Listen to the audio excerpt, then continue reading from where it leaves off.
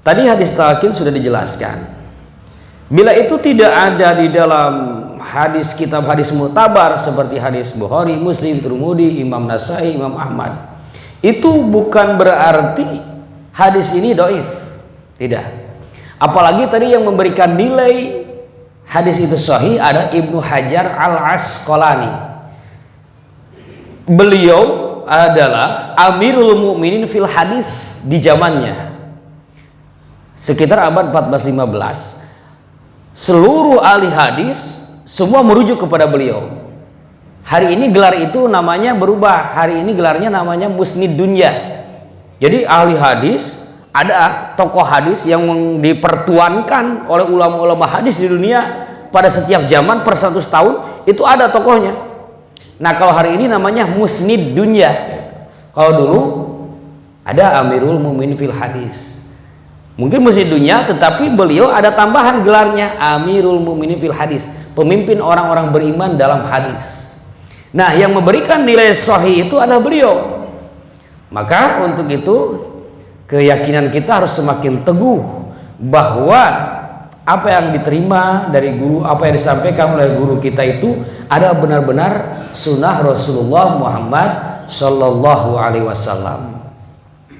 Nah selesai pengarsa Abah menjelaskan tentang tujuan talqin, lalu menyampaikan sebuah hadis di mana malaikat Jibril berkata, aku tidak pernah turun diutus membawa suatu kalimat yang lebih agung daripada la ilaha illallah.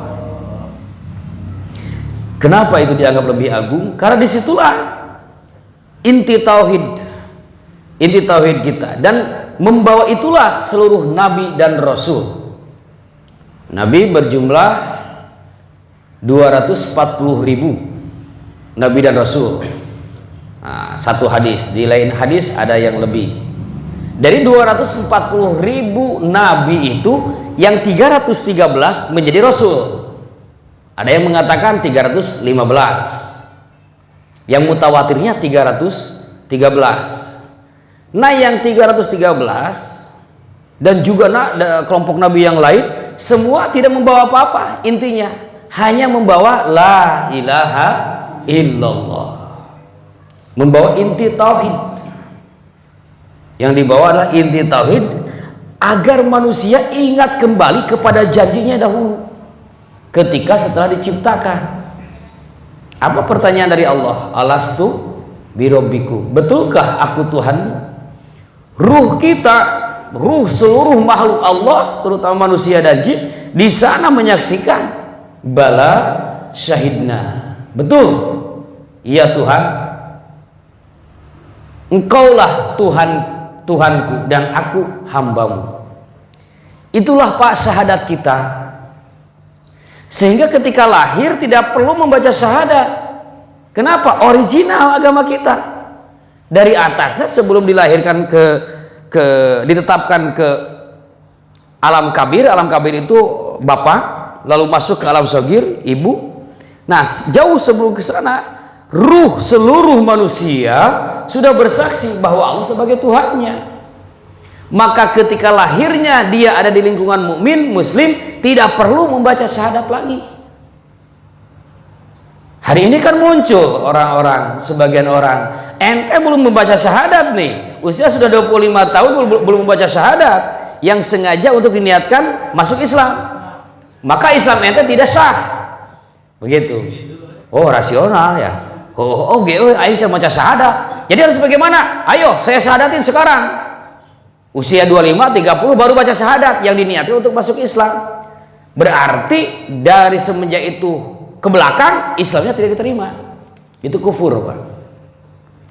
Kufur. Bukankah rukun Islam yang pertama itu syahadat? Betul. Yaitu berarti harus masuk yang masuk Islam harus baca syahadat.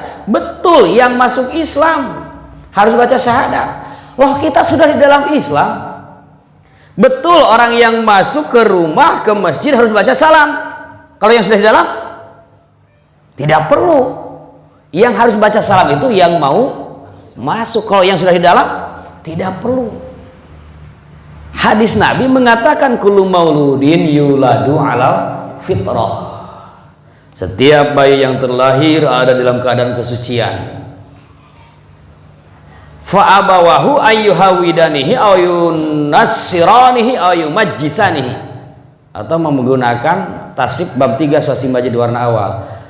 Ayyuhawidanihi aw yunassiranihi aw yumajjisanihi. Terlahir dalam kesucian, terserah kepada orang tuanya mau dijadikan Yahudi, Nasrani atau Majusi. Di situ Nabi tidak ada kalimat atau diislamkan, tidak.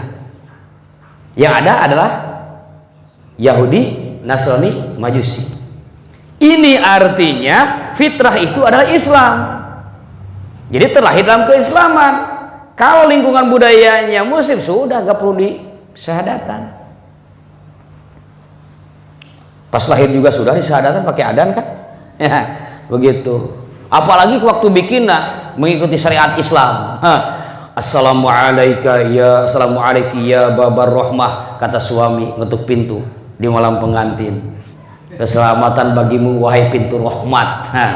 Kata sang istri dari dalam, wa alaikassalam ya sayyidal amin.